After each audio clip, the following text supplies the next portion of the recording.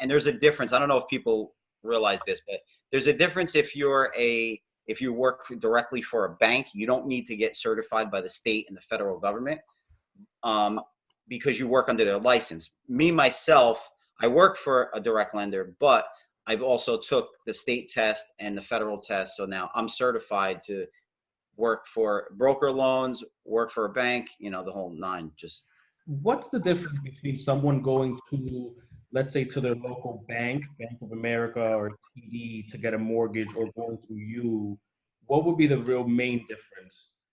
I mean, when you go to like a TD Bank, these big banks, Wells Fargo, Bank of America, a lot of times they want to take just the slam dunk loans. They don't want to. There, there's these little nooks and crannies that you could try and look at and tweak things.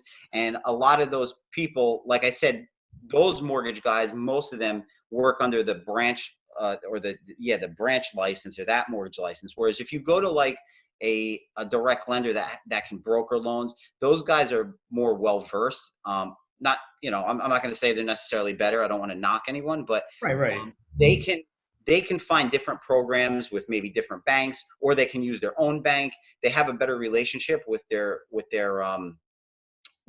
like anybody who's opening the loan to the Right. underwriting. So those are different things where I could go to my underwriter and say, hey, listen, this is going on, but here's a good compensating factor. Can't we make this work? And if they look at, oh, okay, yeah, that'll work. So Whereas, you have, what's that? sorry to cut you off. You have way more flexibility than going to one bank, because you can shop around a little bit, specific to each person that's coming, based on their criteria, their credit score, their income. So you have a little bit more flexibility, basically. Yeah, exactly. Because there's different banks that do different programs. Some banks like to keep things like in house, where they keep it on their own books, where they're definitely more lenient. Um, it just depends. It depends. Commercially, sometimes people want to buy. I'll give you an example. A four-family home, you could buy it residentially, or you can buy it using a commercial loan. Now, a commercial loan, you're going to pay a little bit higher interest rate, but they look at the big picture. They don't just look at you as an individual. They'll look at like how much rent is coming in, and The they property. kind of, yeah. There's more compensating factors that come into play, um, that would help them get the loan.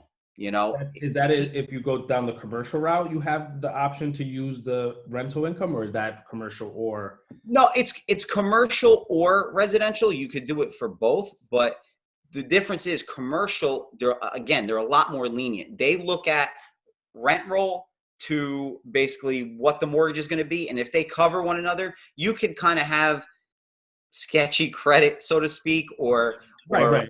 They'll use the income as part of your income to show that you're. Yeah, and they don't look at you as much as like an individual. Where if you go for a residential loan, they want to know, what's your blood type, how's your vision. Yeah, what I'm saying? I mean, Right. it becomes ridiculous at some point where you're jumping through hoops and so much red tape. Right. Sometimes, it's difficult. How you doing? My name's Frank Barber. I'm a teacher, a real estate investor. I also work for I do mortgages on the side as well, for LCD Mortgage in Totowa.